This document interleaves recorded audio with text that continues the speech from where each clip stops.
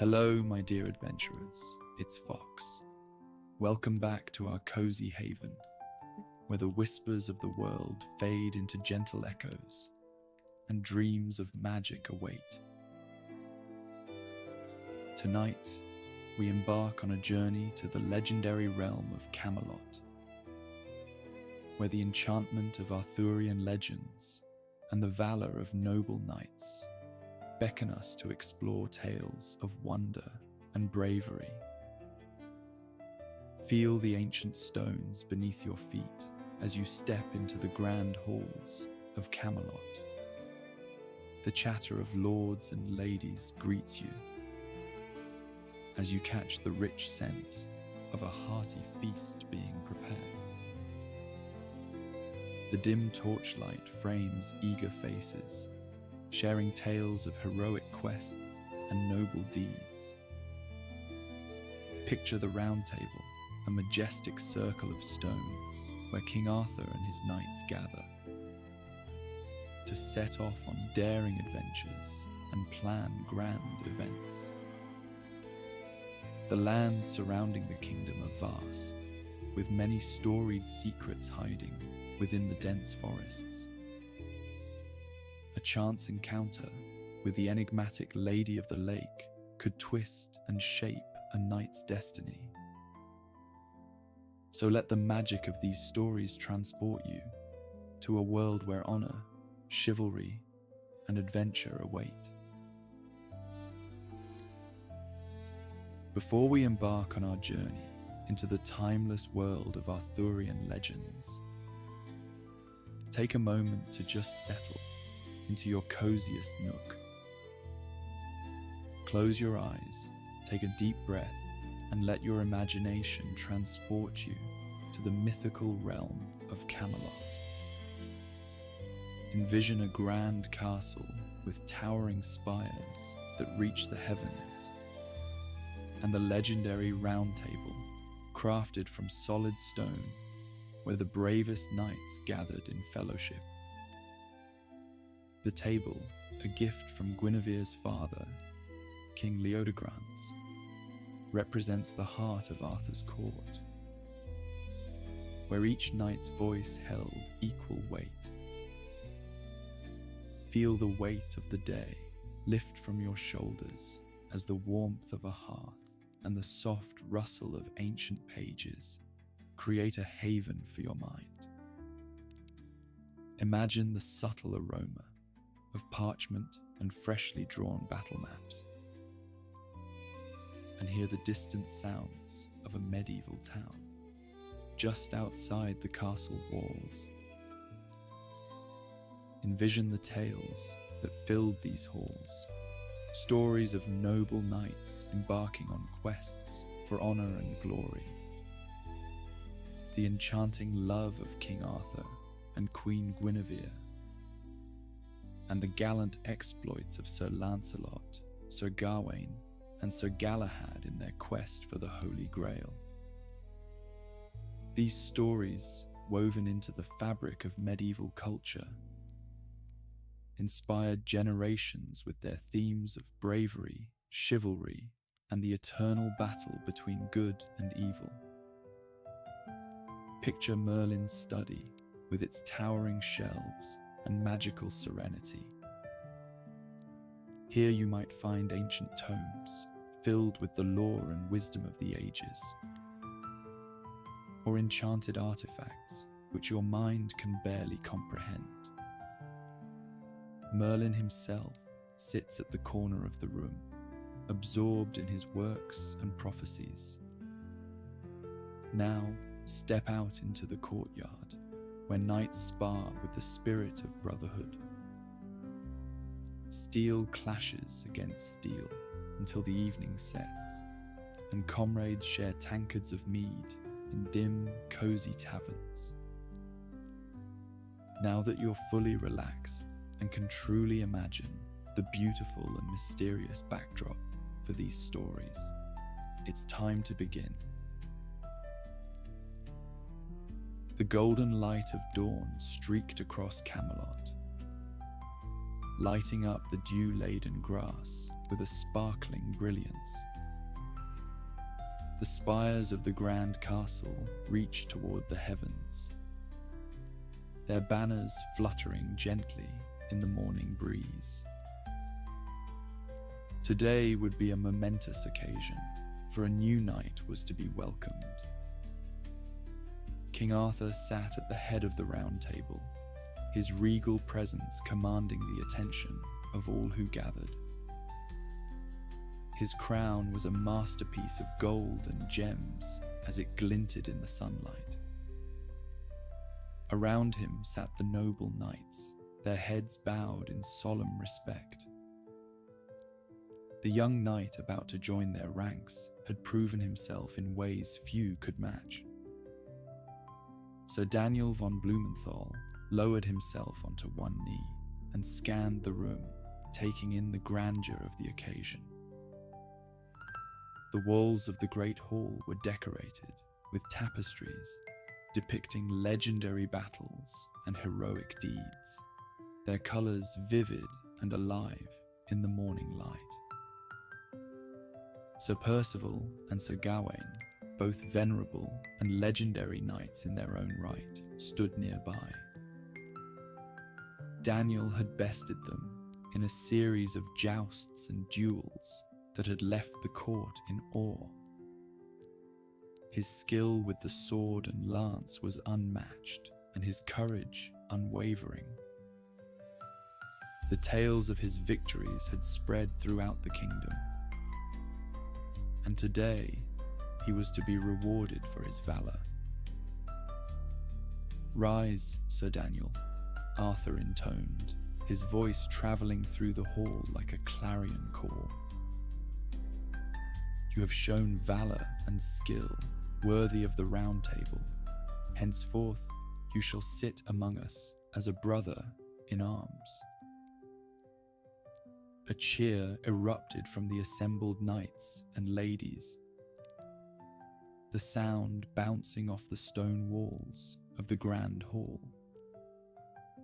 The knights, resplendent in their armor, rose as one to honor their new comrade. The ladies, dressed in silken gowns of every hue, clapped their hands and smiled, faces glowing with admiration. Daniel stood, his heart swelling with pride and humility. He bowed deeply to King Arthur, then to his fellow knights, who greeted him with nods of respect and welcoming smiles. The weight of the moment pressed upon him, yet he bore it with grace and dignity. "Thank you, my liege," Daniel said steadily, despite the emotion that threatened to overwhelm him. "I am honored to serve." Arthur smiled, a warm and fatherly expression that spoke of his approval. The knights raised their goblets in a toast, and the hall was filled with the joyous clinking of glasses. As the celebrations continued, the new knight found himself surrounded by well-wishers.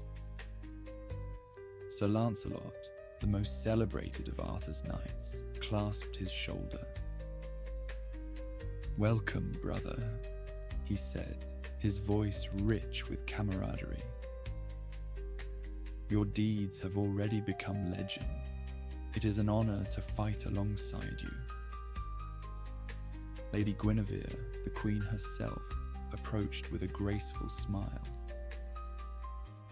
"Sir Daniel, your bravery is an inspiration to us all.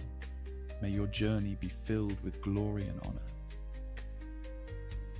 Daniel bowed low, humbled by her words. "Your Majesty, your kindness is most generous. I pray I shan't disappoint." The festivities carried on throughout the day and into the evening.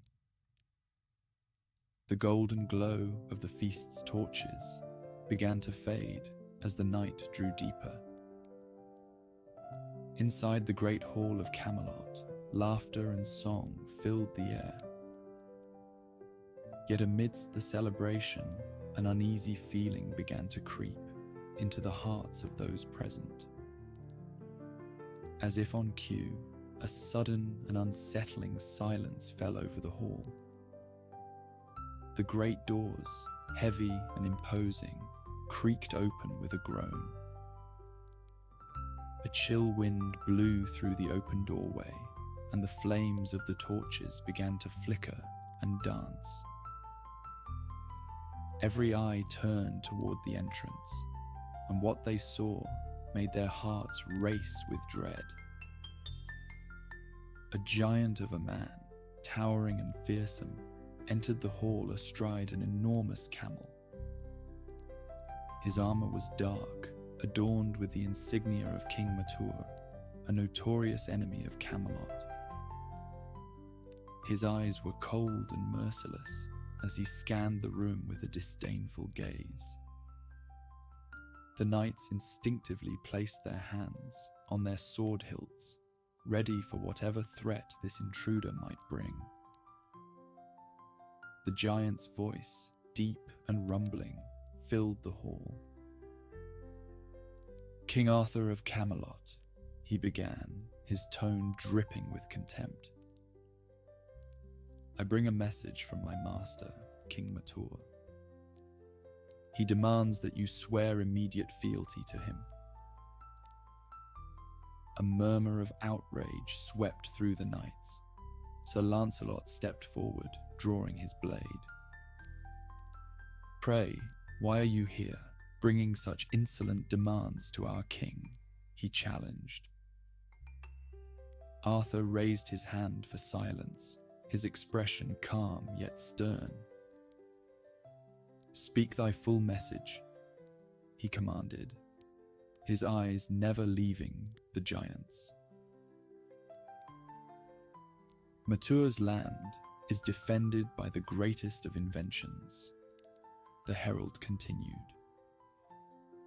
"A palace carried aloft by war elephants, giants of brute invincibility, and a mechanical dragon, whose scream renders men helpless.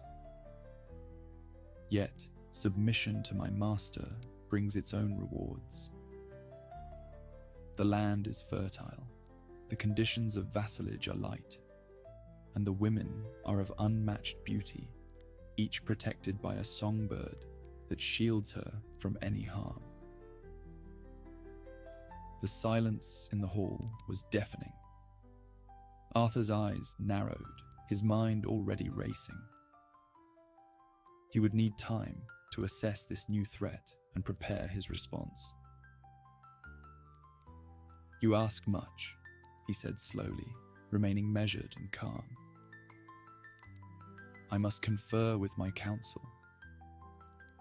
Return after the passing of 3 nights for my answer." The giant nodded, his expression unreadable. 3 days and none more. With that, he turned his camel and departed, leaving a trail of dread in his wake.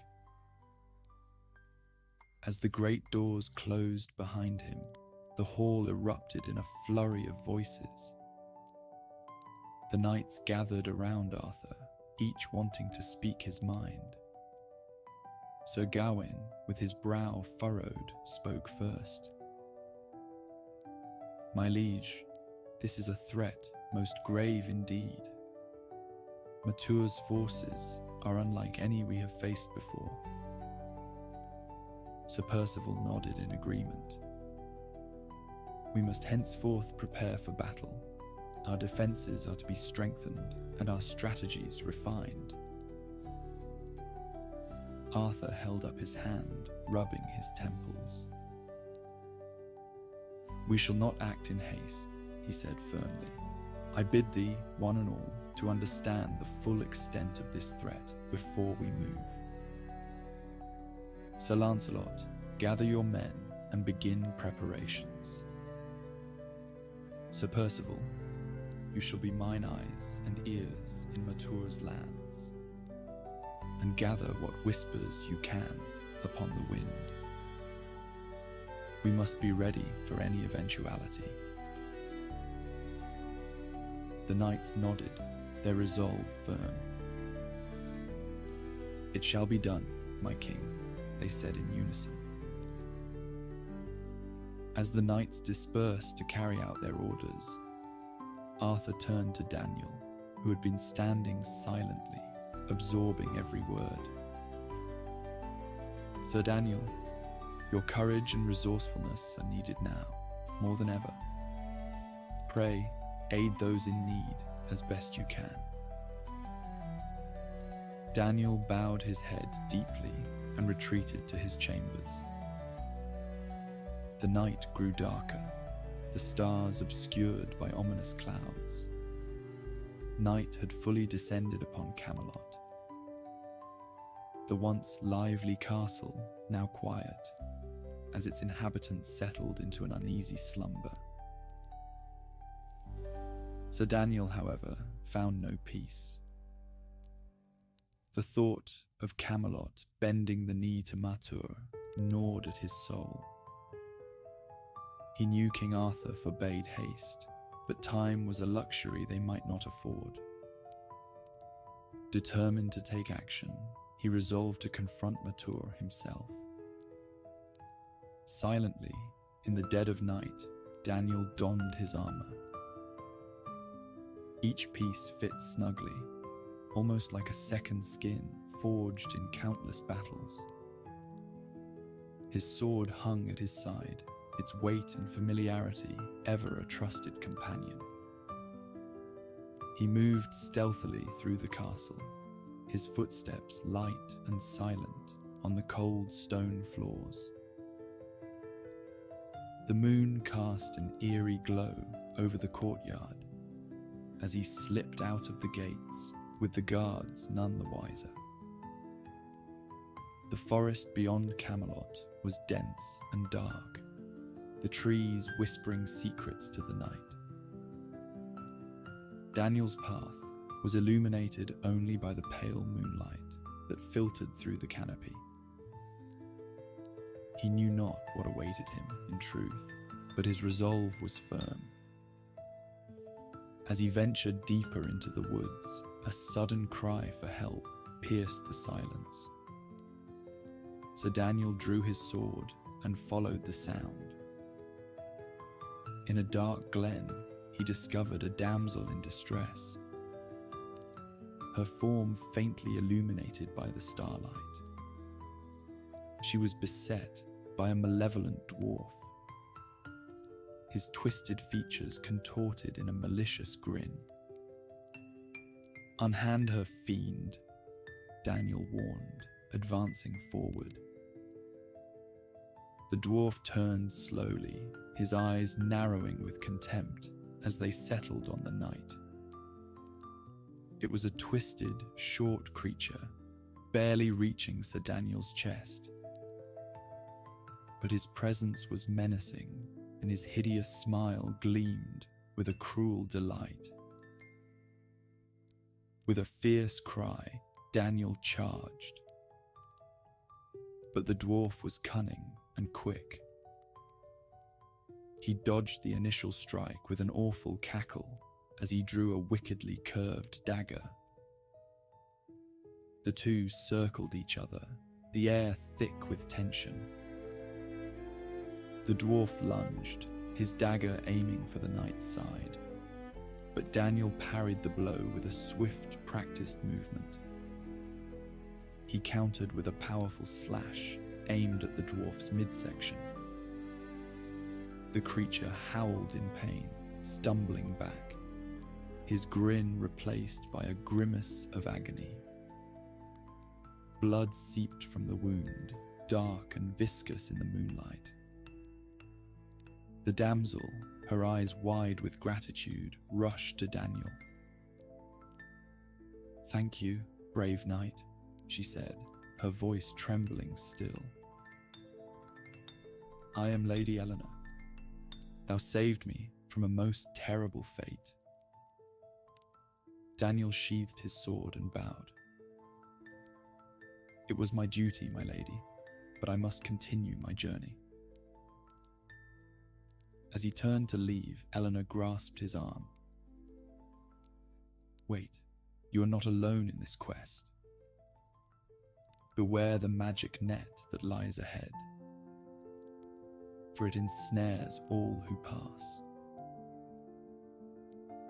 True to Lady Eleanor's warning, Daniel soon found himself caught in an invisible net.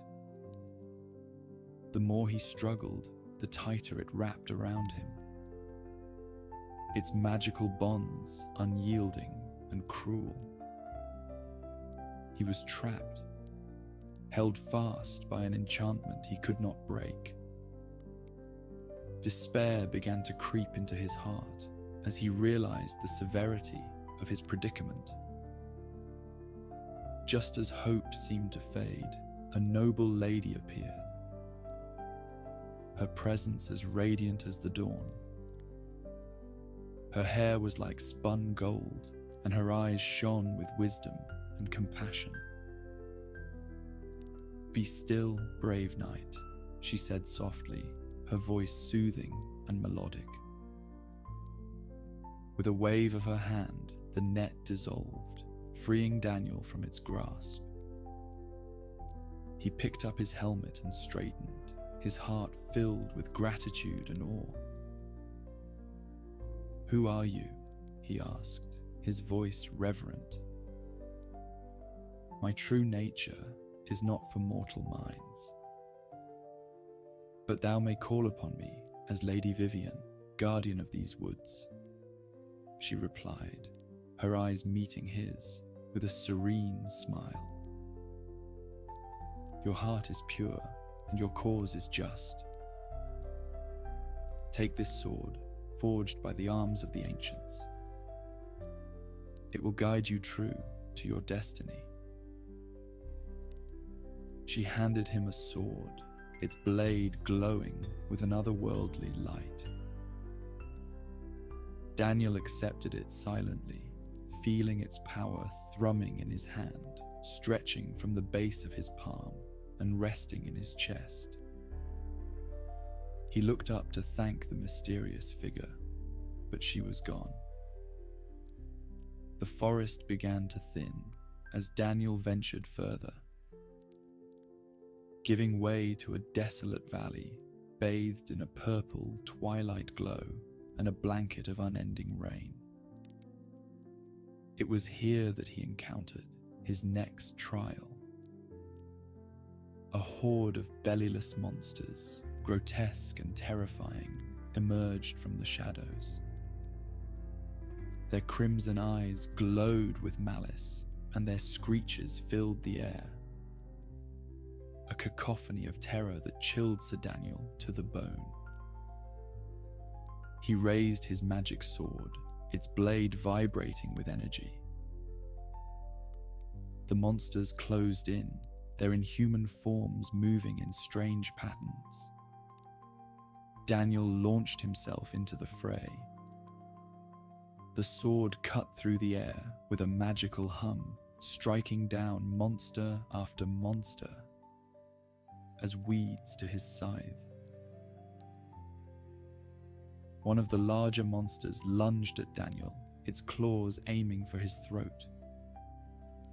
But he spun on his heel, bringing his sword down in a swift, powerful arc. The blade sliced through the creature's neck, its head rolling to the ground. One by one, the monsters fell, their bodies dissolving into the earth. Breathing heavily, Daniel stood amidst the remnants of the battle, coated in blood and rain, his heart pounding with exertion. He looked up at the sky, which was beginning to lighten with the approaching dawn. He knew he was getting closer to Mator's stronghold. By the chill dusk of the following day, he'd arrived. The palace of King Matur was a colossal structure, an architectural marvel carried by war elephants, each as grand as a fortress in itself. The exterior walls of the palace were adorned with intricate foreign carvings that pulsed with a faint, ominous light. There was a heavy sense of foreboding, as if the very ground trembled beneath the weight of the menace that lay within. The mechanical dragon roared in the distance, its scream as dreadful as the herald had promised. Yet Sir Daniel felt no fear. With Lady Vivian's sword in hand, he was ready to face whatever lay ahead. As he surveyed the towering stronghold, he knew he needed a way to bring the palace to ground level. The structure seemed impregnable, but his eyes fell upon the war elephants, their massive legs supporting the weight of the palace. A plan began to form in his mind, a risky but necessary gambit. Crouching down into the surrounding brush, Daniel approached the elephants. He drew a length of sturdy rope from his pack and began to unwind it. With practiced skill, he tied the rope around the legs of the nearest elephant, looping it securely. He worked swiftly, repeating the process with the other elephants, each knot tight and unyielding. As he tied the last, Daniel gave a mighty tug on the rope, setting off a chain reaction. The elephants, their legs bound together, began to topple. The ground shook as the massive beasts fell, their trumpeting cries echoing through the night. The palace, now unsupported, came crashing down to ground level, the impact reverberating like a thunderclap. With the palace now accessible, Daniel wasted no time. He climbed the fallen structure, grabbing hold of jutting stone and pulling himself up.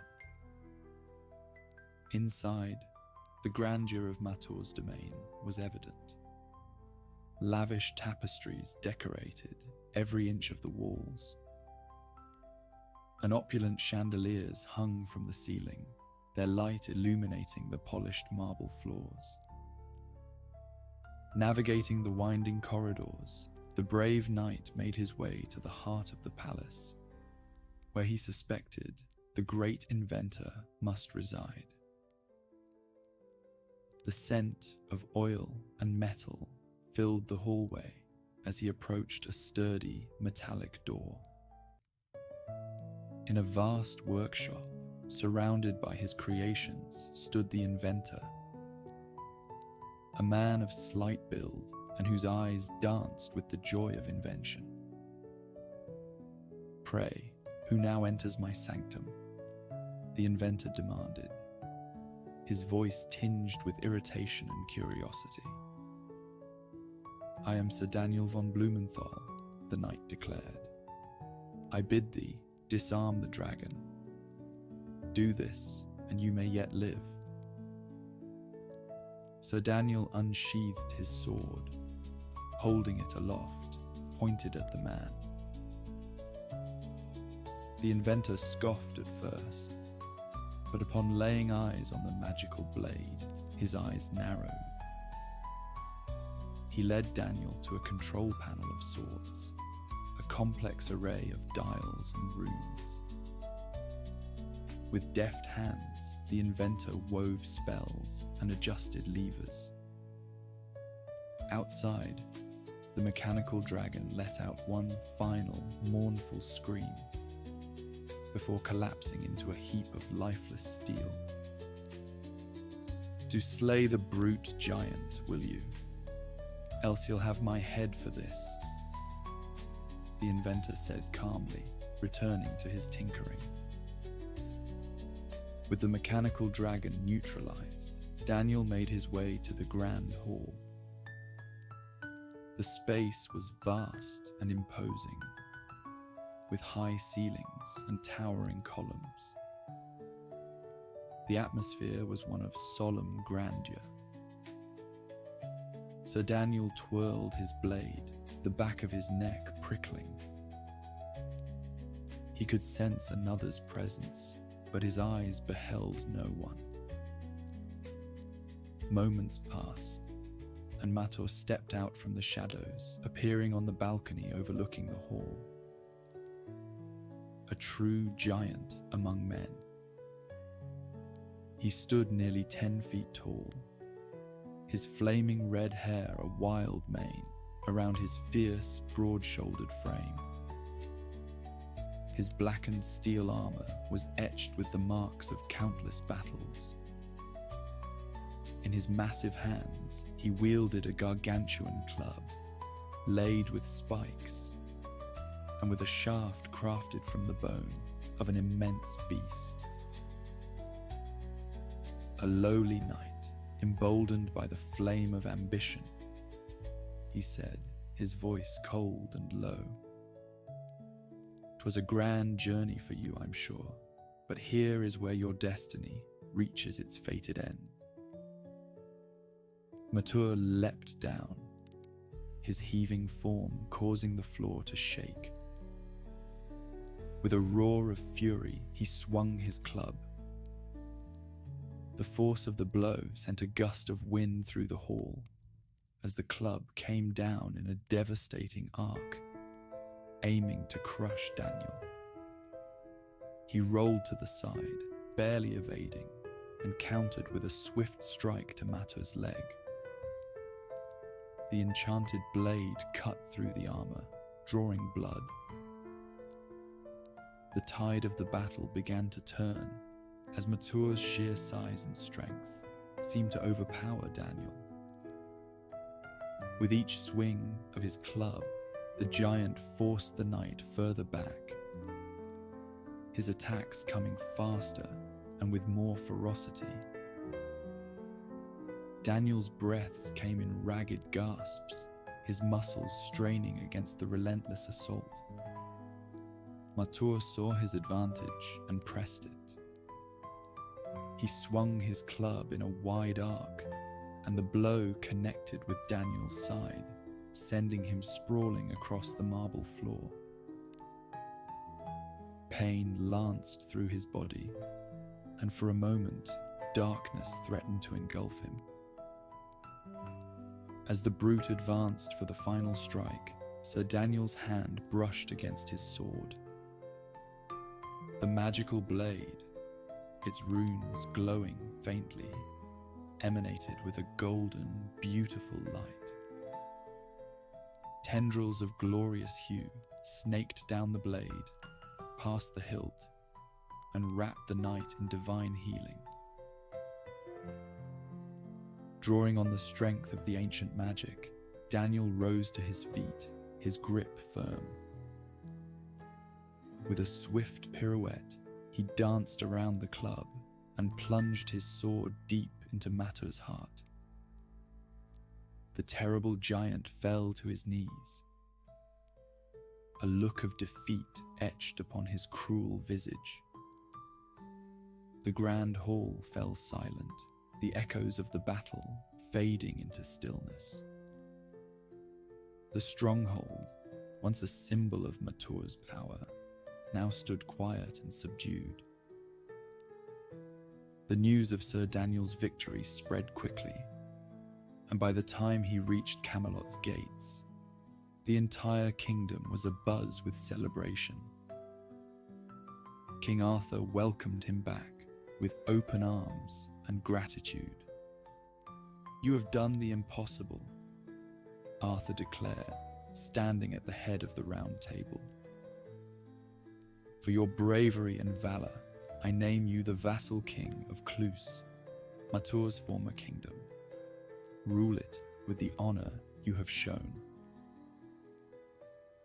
Daniel bowed deeply, humbled. "Thank you, my liege. I will serve faithfully." The knights of the Round Table gathered, eager to hear the details of their fellows' heroics. And the lords and ladies of the realm bestowed upon Sir Daniel all manner of gifts and blessings. Under the golden light of a new dawn, Camelot stood strong, its enemies vanquished, and its knights united in the pursuit of justice and peace. In the heart of Camelot, a grand castle stood, its stone walls whispering timeless tales of valor and chivalry. As the sun dipped below the horizon, casting an amber glow over the courtyard, the shadows lengthened, and the twilight air was filled with the sounds of revelry. Knights, their armor glinting in the fading light, gathered to share stories of their heroic deeds and daring adventures. Amidst the laughter and chatter, two brothers stood out. These were Balin and Balan, both of noble bearing and unmistakable kinship. And they moved with a fluid grace that spoke of countless battles fought side by side. Their bond was evident in every glance, every shared smile. Balin, the elder, was renowned as the knight with the two swords. His prowess in battle was legendary, matched only by his unwavering sense of justice.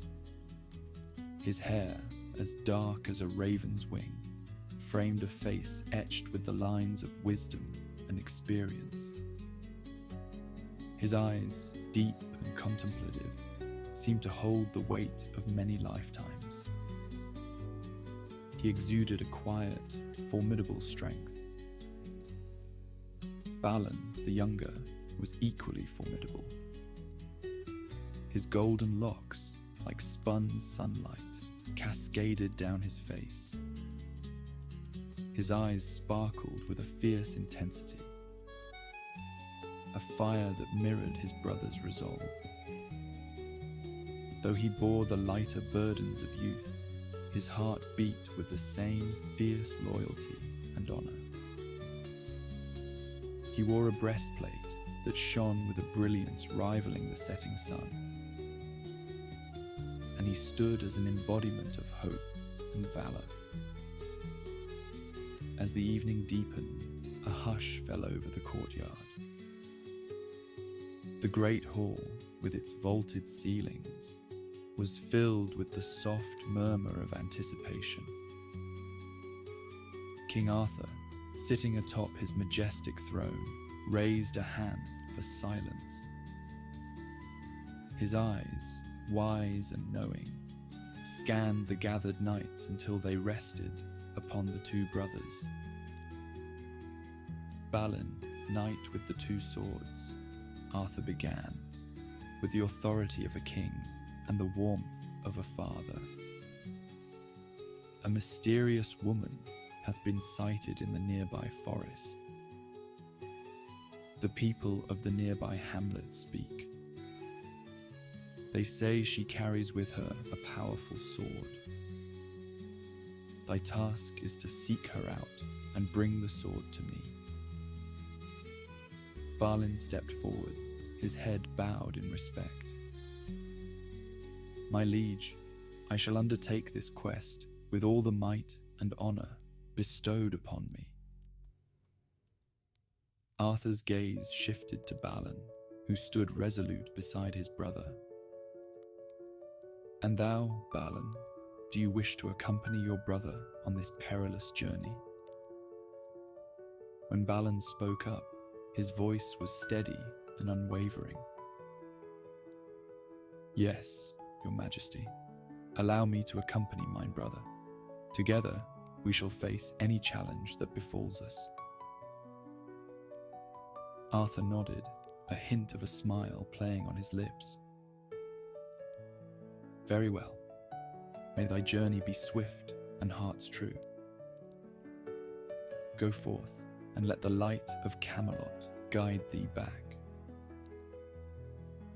The brothers bowed deeply, their hearts filled with a sense of purpose and destiny. As they turned to leave, the assembled knights raised their voices in a chorus of encouragement and blessing. The bond between Merlin and Balin, their unbreakable spirit and the weight of their quest, were etched into the annals of Camelot's history, setting the stage for an adventure that would echo through the ages. The brothers ventured into the dense forest, where ancient trees stood tall, their gnarled branches entwined in a perpetual dance, guarding the kingdom's secrets. The damp earth breathed beneath their feet, each breath laden with the tang of moss and decaying leaves. The distant call of a nightingale echoed through the underbrush, a haunting melody that seemed to warn of unseen perils. As they went deeper, an eerie fog began to envelop them, curling around their feet and muffling their footsteps. The familiar turned into the fantastical. Every rustle of leaves, every crack of a twig, was amplified in the total silence, heightening the suspense with each step. "Stay close, brother," Merlin whispered, his voice a mere breath against the oppressive stillness. His hand rested on the hilt of his sword, fingers tightening with each passing moment. "This place is alive with magic and treachery." A sudden, unnatural chill swept through the forest, and from the swirling mists emerged a figure, her presence both mesmerizing and terrifying. Her sapphire eyes pierced the gloom with an eerie, otherworldly light, casting an unholy glow amidst the fog. She was clad in flowing robes that shimmered with an inner radiance, each movement casting 1,000 glittering reflections. "Welcome, noble knights," the woman purred, her voice sweet and beguiling, like the song of a siren. Her gaze lingered on Balin, her lips curling into a knowing smile. "I have awaited your arrival." Balin's heart pounded in his chest, his every instinct screaming caution. He stepped forward, his eyes never leaving the enchanted blade that lay across her outstretched palms, gleaming with a sinister allure.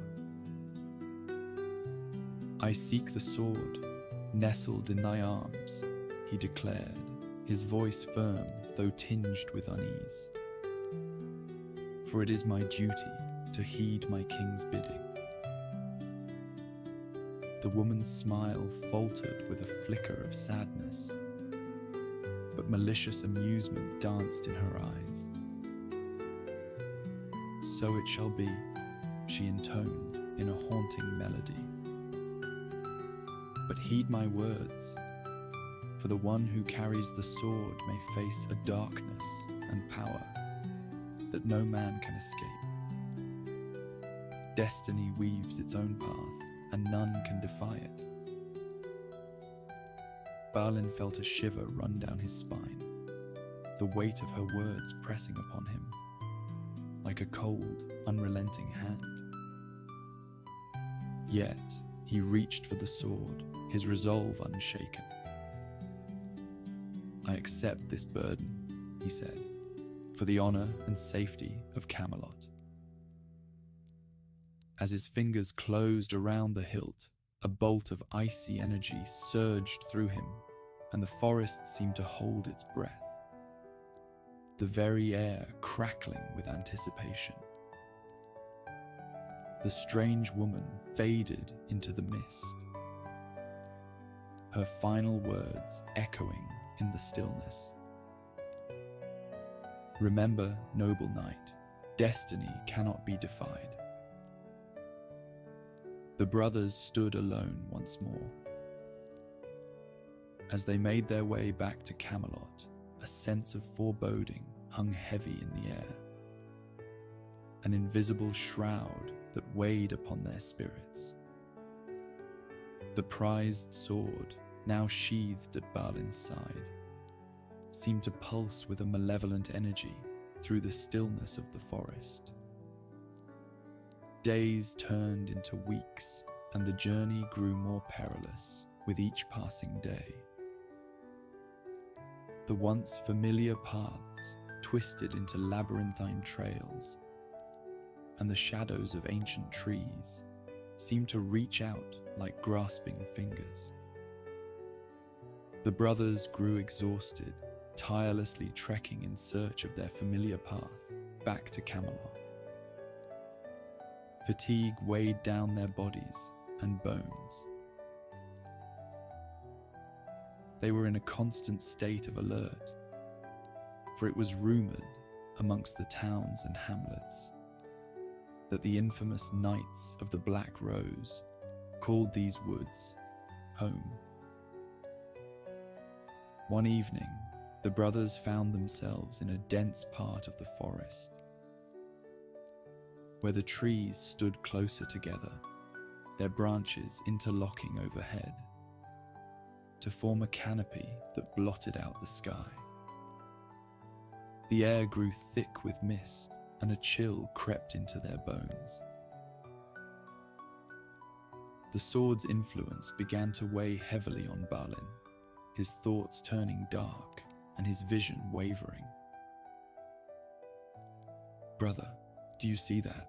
Merlin murmured, his voice trembling as he stared into the fog. Shadows danced at the edge of his vision, and the whispers of unseen entities filled his ears. "Nay, I espy nothing. What troubles you so?" Merlin replied, his concern growing. "The sword, it whispers to me," Merlin said, his hand clutching the hilt tightly. "It shows me visions of doom and despair." The fog thickened, and an unnatural silence fell over the forest. The brothers pressed on, their steps slow and cautious. Suddenly, a loud crack echoed through the mist, and the ground beneath them shifted. Merlin stumbled, and in the confusion, the brothers were separated. "Merlin, where art thou?" Merlin called out, panic rising in his chest. "Here, brother, follow my voice." Merlin's reply was distant, muffled by the fog. Merlin stumbled through the dense underbrush, his heart pounding in his chest. The forest seemed to close in around him, the trees twisting and contorting into grotesque shapes. Dark, shapeless figures flitted just out of sight, and the whispers grew louder, more insistent. "Merlin," the voices hissed, "you cannot escape. You are doomed." Desperation clawed at him as he pressed on, his breath coming in ragged gasps. He could hear Merlin's voice, but it seemed to be coming from all directions, echoing through the trees. Without warning, a figure clad in dark armor appeared on the horizon, his form a shadowy silhouette against the dying light. His face was obscured by a helm that glinted ominously in the fading sun, casting a strange crimson reflection. "Who goes there?" Merlin called out, his hand instinctively reaching for his sword. The figure stepped closer, the sound of his footsteps a menacing thud against the silent earth. His voice, a low, menacing growl, echoed through the valley. Balin, thinking that he'd come across a knight of the Black Rose, drew his sword. Unbeknownst to him, the knight was none other than Balin, who, by a cruel twist of fate, had also been led to believe that Balin was his enemy. The brothers, blinded by their own misconceptions and the thickening fog of despair, charged at one another. The clash of steel ringing through the desolate valley like a mournful dirge. Their duel was fierce and unrelenting, each strike fueled by a sense of righteous fury and desperation. They fought with the ferocity of lions, evenly matched as their swords sliced through the air. Balin's sword, cursed with dark magic, seemed to guide his hand with a cruel intelligence. Balin's strikes were driven by a desperate need to overcome this unknown adversary. Their swords clashed with a force that sent sparks flying, illuminating the darkened forest with brief flashes of light. As the fight reached its zenith, Balin thrust his sword forward, and Balin, in the same instant, brought his blade down with a devastating arc. Both strikes found their marks, and the brothers stumbled back, mortally wounded. Their eyes met through the narrow slits of their helms, and in that moment of clarity, the terrible truth dawned upon them. "Is it thou?" Balin gasped, his voice choked with emotion and ragged pain, struggling to breathe through the encroaching darkness. "My brother," Balin replied, his heart sinking with the weight of their sad fate. "What cruel jest hath fate played upon us?" Their strength ebbed away, and they collapsed to the ground, their bodies entwined in a tragic embrace. The valley, once silent, now echoed with the sorrowful cry of the raven, a mournful lament for the fallen knights. The cursed sword lay between them, its sinister energy dissipating into the air, leaving behind a haunting stillness.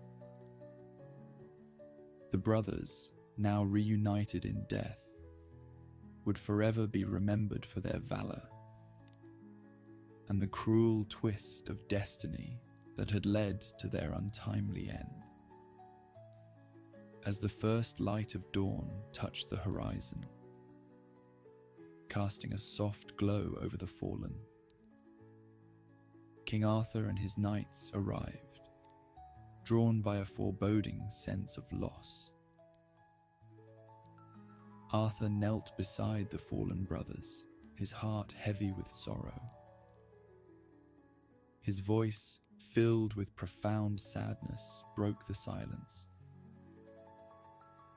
"Here lieth Balin and Balin," he murmured. "Their bravery and honor shall be remembered. Destiny, though often cruel, must be embraced." Merlin, standing solemnly beside the king, examined the sword. He traced the blade, whispering and muttering as he touched the runes. He spoke with a grave tone. "My liege, I have uncovered the truth behind the cursed sword. The woman who bestowed it upon Balin was a false traitor, consumed by her own desire for vengeance. She harbored hatred for her brother, a good knight who slew her lover.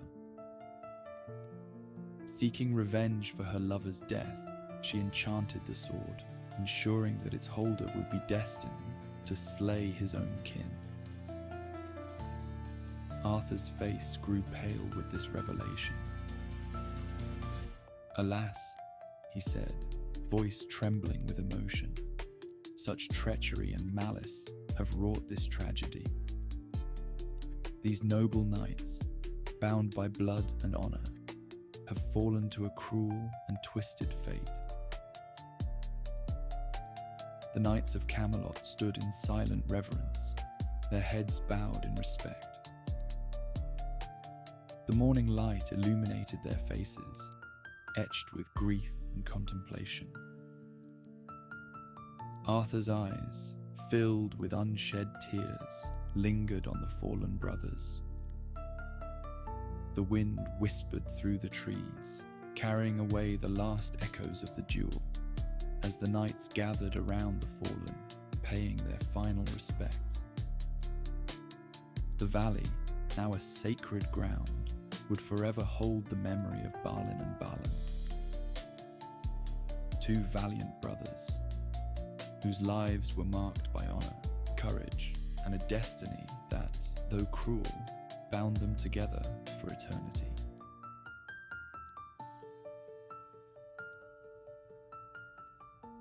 In the golden age of King Arthur's reign, the storied halls of Camelot bustled with knights, whose valorous deeds were sung by bards and etched into the annals of history. Amidst these illustrious figures, one knight was quite special, not for his noble lineage or renowned valor, but for his humble and ragged appearance. He was Sir Bruno Lenoir. However, he was also known as the Knight of the Ill-Fitting Coat.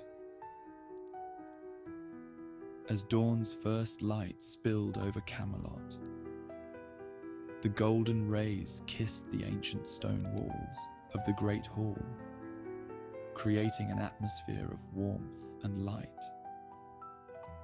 Inside, the knights of the Round Table assembled. Yet, amidst the sea of polished steel, Sir Bruno stuck out like a sore thumb. His armor was a mismatched collection of pieces, battered and ill-fitting, relics of battles fought long ago. Though the other knights, adorned in their fine garments and pristine armor, could not help but laugh at the sight, he bore the armor with steadfast pride. The coat of arms had once been his father's, and it did not dissuade Sir Bruno from donning it in his honor. Sir Kay, ever sharp with his wit, stepped forward with a sly smirk. "Behold, brethren, 'tis the Black Knight, clad in armor more befitting a beggar than a knight of Camelot." Laughter rippled through the hall, a chorus of amusement and derision. But the mirth was short-lived, for King Arthur, seated upon his grand throne at the head of the table, looked on disapprovingly.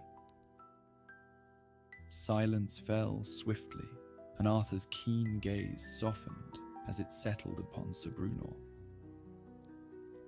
"Appearances can be deceiving," Arthur proclaimed, giving the ridiculed man a small nod of confidence. "Let us not judge a knight by his armor, but by his deeds." Sir Bruno stepped forward, bowing deeply, then held his head high. "Your Majesty, I seek not thy pity, but the chance to prove my worth. Grant me a quest, and I shall show thee the true measure of my heart beneath this tattered coat." The court remained silent, the echo of Bruno's words hanging in the air. King Arthur's eyes, filled with wisdom beyond his years, met those of the earnest knight before him. He tapped his fingers on the table, thinking for a moment. "Verily, Sir Bruno, there is a task that doth await a brave heart. The Lady of the Lake hath sent word, of a beast most foul, terrorizing her fair land. Go forth and rid her of this menace, and prove thy valor. Brunor's heart soared with pride, a fire kindled within his breast. Mounted upon his steed, a noble beast of midnight black, he set out from Camelot, the whispers and laughter of the court fading into the mists of dawn. The road stretched long and winding before him, leading through the deep woods, where sunlight struggled to pierce the thick canopy of leaves. The night's only companions were the rustling of leaves and the distant calls of unseen birds. Day turned to dusk, and as night fell, Bruno reached a clearing by a shimmering lake. The moon, full and radiant, cast a silver sheen upon the tranquil waters, illuminating the ethereal figure of the Lady of the Lake. She stood up from the pool, the droplets in her silver hair reflecting the stars. A silver circlet rested upon her head, and she moved towards the night with mesmerizing grace. With a voice gentle as the evening breeze, she greeted him. "Welcome, Sir Bruno. Thou comest at a time of great need." Bruno dismounted hastily and knelt before her. "My lady, I am here to serve thee. What beast plagueth thy fair lands?" The lady brushed a comb through her glistening hair as she replied, "A fearsome boar, its tusks like daggers, and its eyes burning with malice. It hath laid waste to our fields and scattered our people. Only a knight of true courage can hope to defeat such a creature." Bruno nodded solemnly, rising to his feet. "I shall face this beast and bring peace to thy lands." The Lady of the Lake's eyes regarded him intently before she blessed his path. "May the spirit of Camelot guide thee, noble knight. Return victorious, and you shalt earn the respect thou so rightly deserveth." With a final bow, Bruno remounted his steed and set forth into the evening, as he prepared to confront the fearsome beast and prove his mettle as a true knight of Camelot. The forest's growths became more primal and unfamiliar as he ventured deeper into its ancient heart. Wild animals darted between bushes, and the wood's many inhabitants watched him from eyes amongst the trees. Bruno moved cautiously, each step deliberately slow. His armor, though battered and patched, clinked softly with every movement. The sound amplified in the quiet forest. He winced at the noise, pausing frequently to listen for any sign of the beast. The ground beneath his boots was a tapestry of fallen leaves and twigs, which crunched and snapped with each step, despite his best efforts to tread lightly. The forest seemed to close in around him. His breath came in shallow, measured puffs, visible in the cold morning air. He could feel his heart pounding in his chest, a drumbeat of what could be mistaken for fear in a lesser man. Then he heard it, a low, menacing growl that sent shivers rippling down his spine. He froze, straining his ears, and the sound grew louder, more distinct. The ground began to tremble beneath the weight of the monstrous boar as it emerged from the underbrush. A nightmarish vision with eyes glowing like embers in the darkness. The beast's breath steamed in the chill morning air, its tusks glistening with moisture. Brunor's heart pounded even harder, his pulse roaring in his ears. He took a deep breath, steadying himself, and whispered, "Come forth, foul creature, and meet thy end." With a ferocious sound, somewhere between a squeal and a roar, the boar charged. Its tusks aimed to rend flesh and bone. Brunor dodged to the side, his armor clanking with the effort. But the beast was relentless. He struck out, but his sword glanced off the boar's thick, bristled hide, leaving only a shallow cut. The beast wheeled around with startling agility, its tusks slashing through the air. Brunor ducked and rolled, his movements growing more fluid as adrenaline coursed through his veins. He could feel the cold sweat trickling down his back, mingling with the grime and blood from previous battles. His breaths were staggered, his body aching with the effort of each swift movement. He tore a piece of ragged cloth off of his armor and waved it teasingly at the hulking animal. The boar charged him, but Sir Brunor leapt behind a tree just in time, and the boar rebounded off the trunk, shaking its head in dizzied confusion. With a cry of determination, Brunor jumped out, his sword aimed for the beast's neck. The blade found its mark, biting deep into the creature's flesh. The boar let out a final, ear-splitting roar that echoed through the forest, sending the ravens flying. A sound of pure, primal fury and pain. Its massive form shuddered and then collapsed in a heap, the life draining from its eyes. Brunor stood over the fallen beast, panting. He wiped the sweat from his brow, feeling the weight of his victory settle upon him. The forest, now silent, seemed to breathe a sigh of relief. In that moment of triumph, Brunor realized that he had not only defeated the beast, but also conquered the doubts and derision of his peers. His heart swelled with pride and a sense of fulfillment, knowing that he had proven his worth as a knight of Camelot. Brunor made his way back to the Lady of the Lake, the massive tusks of the boar slung across his shoulders. The forest seemed to part for him, as if he'd earned his passage.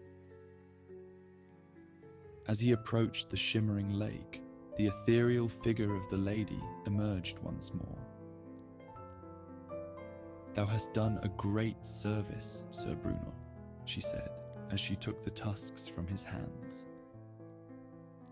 With her blessing, Brunor set off for Camelot, the journey seeming shorter, with the weight of his victory lightening his steps.